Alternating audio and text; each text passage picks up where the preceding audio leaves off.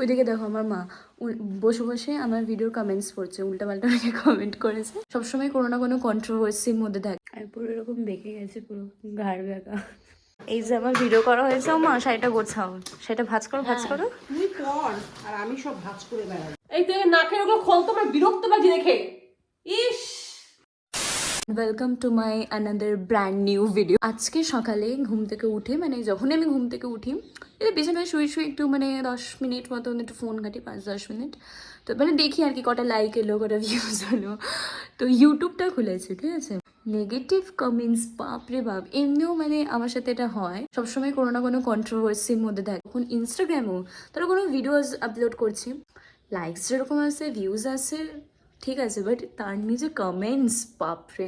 অত কমেন্টস তো পড়তেও পারতাম না। মানে এক একটা ভিডিও আছে আমার ইনস্টাতে 10 million views, 9 million, 7 million, 5 million, মিলিয়ন্সের উপর যেগুলো ভিউজ, 2000-3000 কমেন্টস। তো ওগুলো তো আমার পক্ষে মানে বসে বসে পড়াটা ইম্পসিবল। বাট যেটুকু চোখের সামনে নোটিফিকেশানে দেখি, মানে ওখানেও মানে সবসময় কন্ট্রোভার্সির মধ্যে থাকে।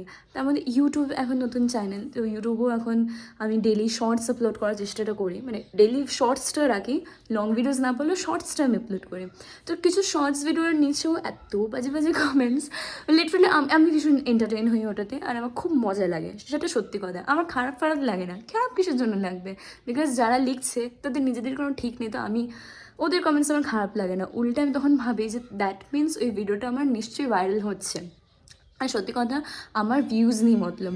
ওরা কমেন্ট করছে, নিজেদের সময় বরবাদ করছে, ভিউজ দিচ্ছে আমাকে, আমার শুধু ভিউজের সাথে মতলব। বুঝতে পারছো তো কী বলছি? তাহলে তোমাদের সাথে গল্প করতে করতে সানস্ক্রিনটা মেখে নিই। আমার এমনি সানস্ক্রিন শেষ হয়ে গেছিলো, এই সানস্ক্রিনটা আমি কোলাবোরেশনে পেয়েছি। তোমরা আমায় সবসময় জিজ্ঞেস করো যে আমি স্কিনে কী অ্যাপ্লাই করি, যে আমি এত মেকআপ করার পরেও আমার স্কিন একদম ঠিকঠাক থাকে। তো তোমাদেরকে বলি আমি সবসময় সানস্ক্রিনটা ইউজ করি, আর আমার মর্নিং স্কিন কেয়ারের মধ্যে সানস্ক্রিনটা মাস্ট।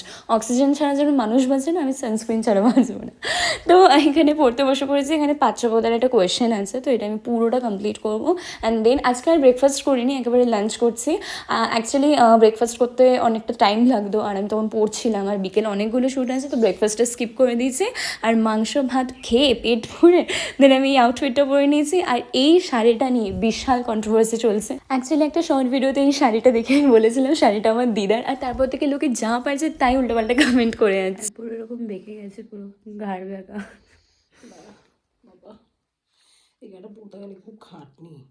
ওইদিকে দেখো আমার মা বসে বসে আমার ভিডিওর কমেন্টস পড়ছে, উল্টাপাল্টা অনেকে কমেন্ট করেছে। আমিও দেখে যা কমেন্টগুলো দেখেছিস? বাবা যা যা কমেন্টস, কত ভিউজ আসলো? 1,15,000। একটু আগে 1,10,000 দেখলাম না? হ্যাঁ, এক্ষুনি 1,15,000। এই ভিডিওটা না, ওই যে আগের ভিডিওটা চালাও।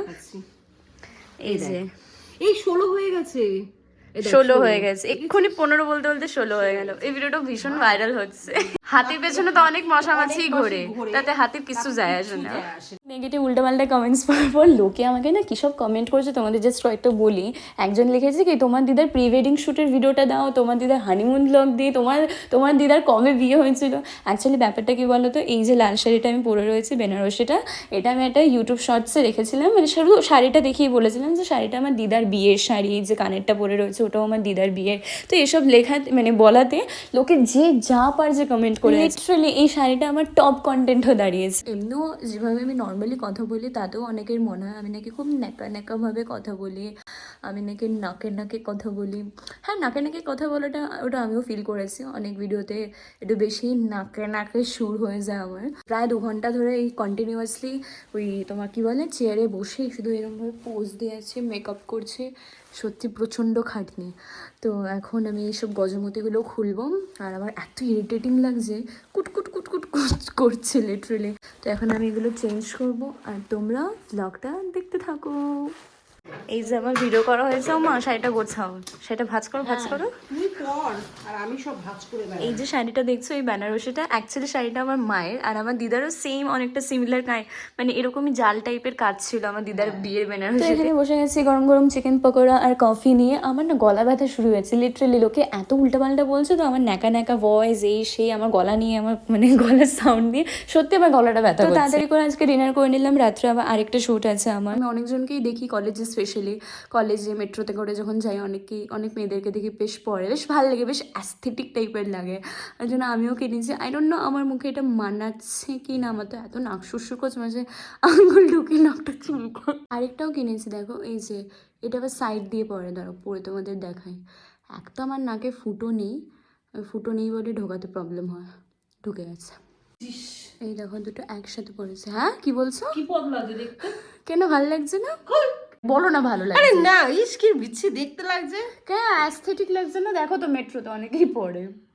আর আমি ভাবছি ওই যে ব্রাউন কালার, যতগুলোকে দেখি ততগুলোকে আমি ঘৃণাই পাই। ইস, একদম অনেকে এখন করায় না বেশ চুলের মধ্যে ব্লু কালারের স্ট্রিক হাইলাইট। করাবি আমার বাড়ির বাইরে।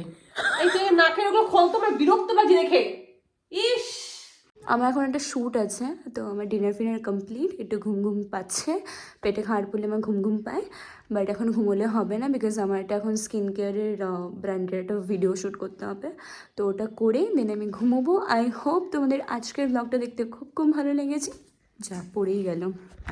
আই হোপ তোমাদের আজকে খুব খুব ভালো লেগেছে, ভালো লেগে থাকলে please do like share and comment.